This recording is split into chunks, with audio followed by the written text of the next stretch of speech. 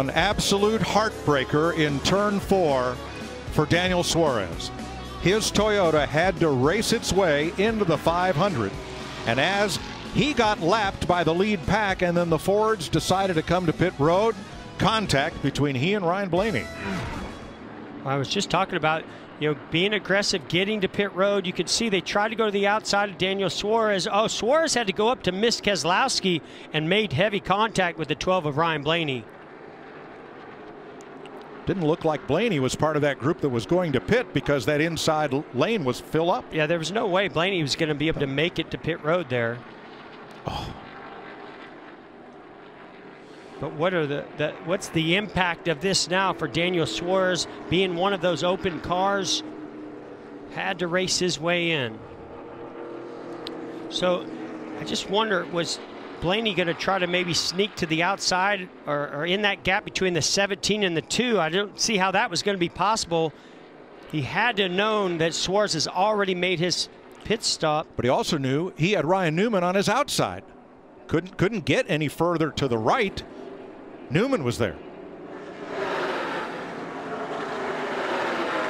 I got to say, this strategy was looking as if it was going to work out incredible for the Fords because they had made up so much time being in a large fast. Trouble back straight away. Chase Briscoe, Kaz Gralla, Anthony Alfredo is around. The 13 of Garrett Smithley. You just knew it was a matter of time, as aggressive as this group was being, and we knew we were coming to pit any lap. Oh, bummer for those guys. And that is the first caution of the entire night. Comes on lap 36. There's rookie Anthony Alfredo with flat tires and damage. Garrett Smithley trying to race his way into the 500. And Kaz Gralla, who was second among the cars that had to race into transfer.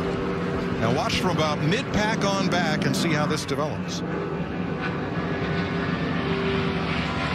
I think is that Chase Briscoe? Briscoe. Yeah, I'd he just say gets lost loose. a tire or something. Or yeah, either gets loose or lost a tire.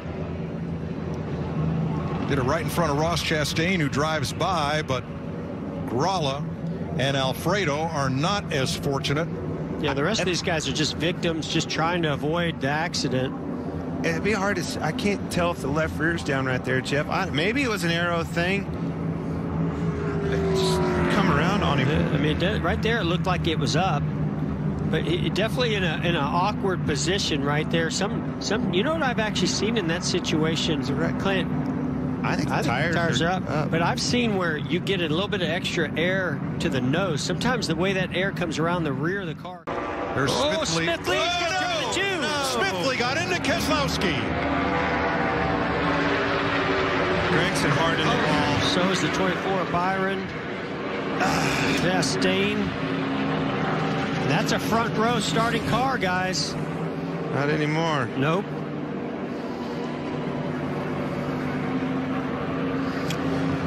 Noah Gragson, his only chance to make the 500 to race his way in, but this is not over. Garrett Smithley also has damage. I think David Reagan was well behind it, and Kaz Gralla 1 lap down. Ross Chastain. And it looks like he's taking the gloves off. The car will not fire for him. We see this happen often. Big runs come through the tri-oval and exiting the tri-oval.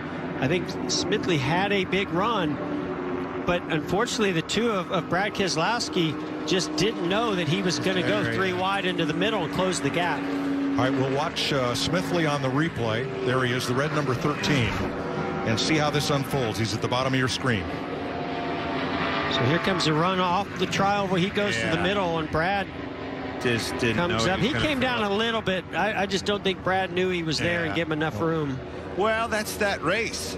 Yeah, it's that desperation race that we were talking about. I mean, he had to get ahead of Noah, and he was going for it right there. For him, put everybody in a pretty tough situation. That's the duels, man. See, Gregson's the car. 62 was immediately in front of Smithley. That's who he was racing.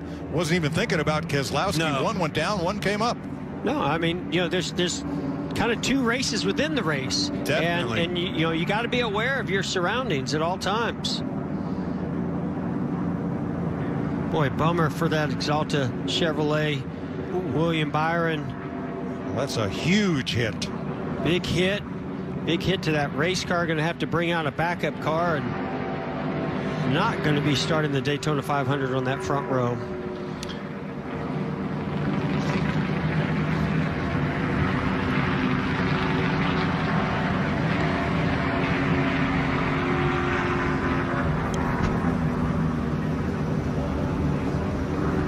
So we will go to NASCAR overtime to finish this one.